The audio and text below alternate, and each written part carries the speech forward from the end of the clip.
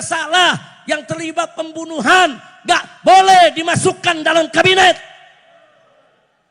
Kita nggak diam saudara, saya terus pantau saudara. Nah cuman kita sedih, orang di mana-mana teriak, adili maling. Ada yang teriak, hidup maling. Kacau tidak? Kacau tidak? Orang lagi teriak, saudara, adili pengkhianat. Dia teriak, hidup pengkhianat. Kacau tidak? Kacau tidak? Orang lagi teriak di mana-mana, adili pendusta. Dia teriak, hidup pendusta. Kacau tidak? Ini kalau begini, bagaimana kita punya harapan, saudara? Harapan kita bisa sirna. Kalau melihat orang-orang macam ini, yang namanya pendusta, penipu, pembohong, koruptor, diktator, saudara. Begitu juga terlibat dalam pembunuhan, saudara. Nggak sampai di situ, penjahat, pengkhianat, haram untuk kita dukung dan lindungi mereka. Betul? Jadi kalau kita katakan hidup maling, berarti kita dukung maling. Kalau hidup pengkhianat, berarti kita dukung pengkhianat, saudara. Kalau maling, penipu, pembohong, pengkhianat bukan hidup, adili. Adili. Dan malam itu, saudara, Abitam berceramah dengan luar biasa semangatnya, saudara. Semangat jihad, semangat perlawanan. Dan akhirnya Allah berikan kemenangan kepada kita, saudara.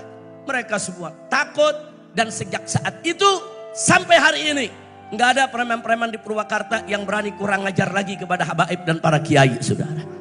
Alhamdulillah. Jadi itu satu pengalaman saya yang luar biasa, saudara, bersama almarhum. Makanya kalau tadi saya katakan almarhum ini nggak main-main, saudara. Bukan hanya di mulut saja beliau bicara, tapi dengan perbuatan. Bayangkan dalam usia yang sudah senja tetap beliau semangat. Dan murid-murid beliau yang ada di atas panggung ini menjadi saksi. Karena sebagian mereka ikut ke Purwakarta, saudara. Mereka semua menjadi saksi. Mereka tahu bagaimana semangat perjuangan daripada Abitam. Mudah-mudahan Allah selalu merahmatinya. Allah selalu memberkahinya. Allah selalu menjaganya dari alam barzah sampai ke surganya. Amin ya rabbal alamin. Nah itu salah satu saya punya pengalaman bersama beliau. Saya hanya ingin mengingatkan di sini. Dan waktu saya menggelar bersama-sama para ulama, bersama para kiai, menggelar aksi 411, aksi 212, aksi yang berjilid-jilid. Saudara, orang yang ada di belakang saya adalah Abitam. Semangat beliau, doanya, dukungannya, bahkan beliau ikut keliling dari pesantren ke pesantren, dari kiai ke kiai. Beliau yang ikut memobilisasi supaya kiai, pesantren, majelis taklim di mana-mana ikut turun, saudara. Makanya jangan kaget kalau yang turun di 212, saudara, itu tembus bisa 7 juta lebih, saudara. Kenapa? Karena memang banyak ulama-ulama yang ikut mendukung, ikut bergerak, ikut berjuang.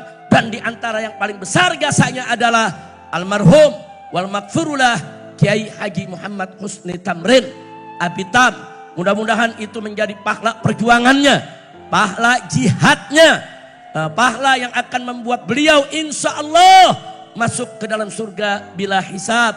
Amin ya rabbal alamin. Nah baiklah ya ikhwan, akhirnya saya ingin ingatkan bahwa majelis seperti ini majelis yang penuh barakah dan rahmah. Bapak ibu yang rutin setiap hari Ahad ngaji di tempat ini jangan ditinggalkan. Walaupun Abi sudah tiada, tapi jangan lupa anak Abi, murid-murid Abi semua adalah sebagai penggantinya, penerusnya. Kita dampingi mereka, kita bersamai mereka, kita dukung mereka agar majelis-majelis tersebut tetap makmur sebagaimana harapan Abitam. Insya Allah, jangan dilepas. Apalagi yang pengajian Ahad ini kita tahu. Setiap Ahad pagi yang ngaji seperti ini. Setiap Ahad pagi. Yang ngaji itu ribuan di sini. Dari zaman Abitam. Beberapa kali saya ikut hadir di tempat ini. Bahkan terakhir saya hadir di sini. Hari Ahad bersama Abitam. Itu hari Ahad saat malamnya kejadian KM 50 ya kawan. Saya hadir di sini, ketemu dengan Abitam, saudara, duduk bersama beliau. Dan Ahad sorenya Abitam datang bertamu dengan beberapa santri, saudara, ke Sentul, ke tempat tinggal saya bersama istri saya. Itu hari Ahad sore. Nah, begitu datang ke sana, kita berbincang, ngobrol. Abitam curhat, menunjukkan kekhawatirannya atas keselamatan saya.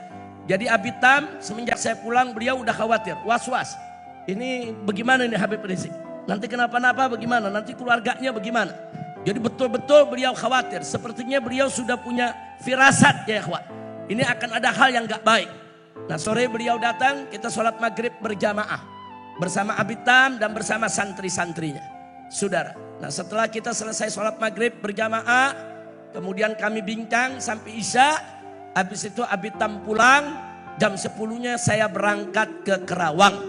Dan jam 12 malam lewat sedikit, terjadilah peristiwa KM 50 saudara. Nah jadi artinya sebetulnya Abitam sudah punya firasat. Dan beliau terus ngingetin saya, hati-hati Habib, hati-hati Habib, waspada Habib. Terus beliau ingetin saudara. Jadi beliau betul-betul mengikuti setiap detik, menit apa yang terjadi sepulang saya dari Mekah dulu ya ikhwan.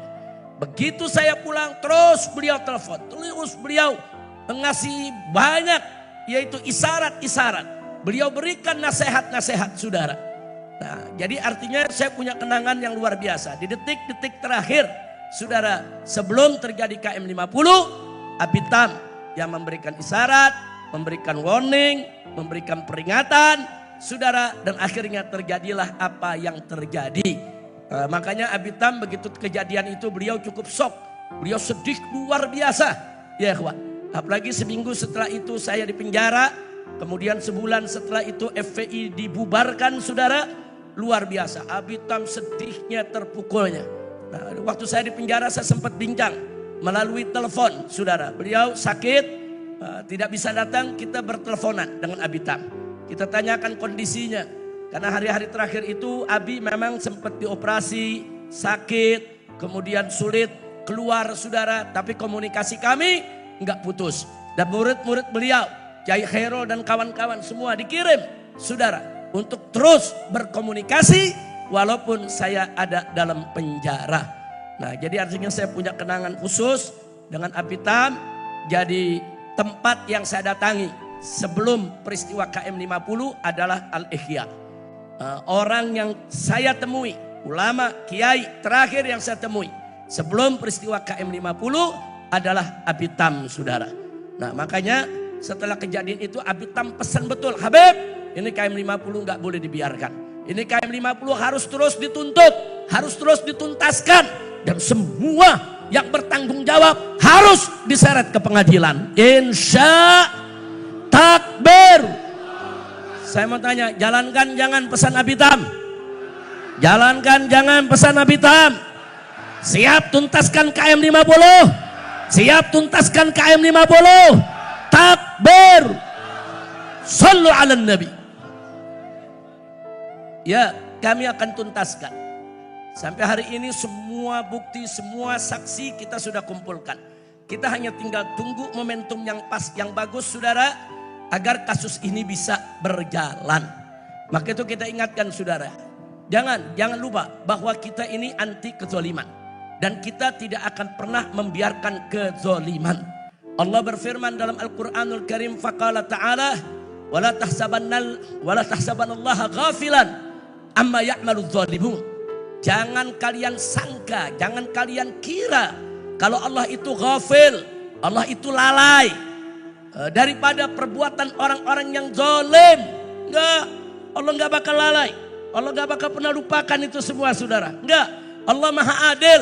Siapa yang berbuat kezaliman pasti Allah akan balas saudara. Baik di dunia maupun di akhirat. Dan Allah paling tidak suka dengan kezaliman. Makanya dalam Al-Quran juga dijelaskan saudara, innallaha la yazlimun nasa syai'a walakinan nas anfusahum yazlimun. Sesungguhnya Allah tidak pernah dan tidak akan pernah menzalimi manusia sedikit pun. Walakinan nas, akan tetapi manusia itulah anfusahum yadzlimun, yang mendolimi diri mereka sendiri. Jadi nggak ada Allah mendolimi, saudara. Tapi manusia yang mendolimi diri sendiri. Jadi kalau Allah memberikan balasan kepada orang-orang yang berbuat zalim, itu keadilan Allah. Allah tidak berbuat zalim. Jadi nggak usah khawatir. Yang zalim-zalim itu, saudara, pasti. Sebagian mereka sudah meninggal dunia. Sebagian mereka, saudara, sudah mati dari orang-orang yang bertanggung jawab di KM 50. Tinggal kita lihat saja nanti, ketemu di pengadilan akhirat, saudara. Mereka nggak bakal bebas begitu aja. Sebagian lagi mereka masih hidup, bahkan ada yang terus diberikan jabatan, dinaikkan jabatannya, diberikan kedudukan. Dan saya sudah sampaikan protes ini kepada pemerintah, saudara. Saya sudah sampaikan, saudara, melalui orang-orang dekat Bapak Presiden. Kalau Bapak Presiden mau dihormati habaib, mau dihormati ulama, mau dihormati umat Islam, mau dibantu, mau didukung, mau dijaga, mau dibela, maka bersihkan kabinet merah putih dari orang-orang bermasalah. Takbir. Betul. Jadi kalau orang yang saudara sudah terkena korupsi, jangan diangkat masuk kabinet. Orang yang melanggar HAM jangan dimasukkan dalam kabinet. Saudara, orang-orang yang bermasalah, yang terlibat pembunuhan, gak boleh dimasukkan dalam kabinet. Kita gak diam, saudara. Saya terus pantau, saudara. Nah, cuman kita sedih. Orang di mana-mana teriak, adili maling. Ada yang teriak, hidup maling. Kacau tidak? Orang lagi teriak, saudara, adili pengkhianat. Dia teriak, hidup pengkhianat.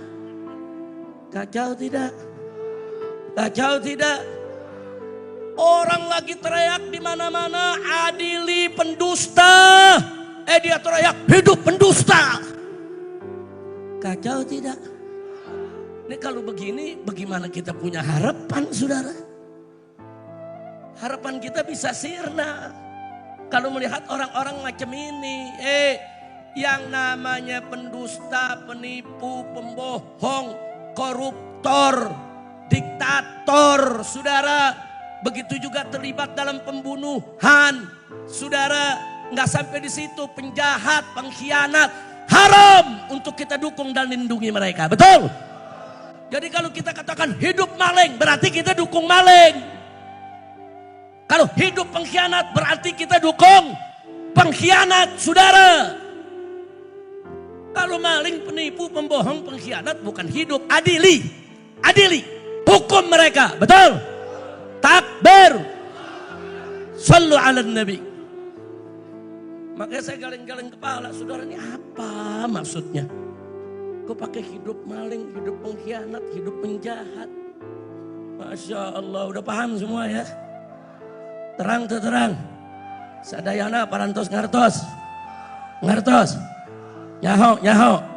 Saha nyaho. Betul. Udah nggak usah disebut ya. Iya. Dari dulu juga Abitam, saudara, tegas kalau di atas mimbar. Tanya Kiai Khairul. Abitam, wah nggak pakai tedeng ngaling-ngaling. Namanya disebut sama Abitam. Betul. Kok Habib sekarang namanya nggak disebut? Gue udah berkali-kali di penjara. Gue sebut di penjara lagi. Ente mau ente di penjara lagi? Hah? Badai ente? Alhamdulillah, tapi udah paham ya? Parantos ngertos. Ya udah ngobrol lagi buat obrolan warung kopi, saudara.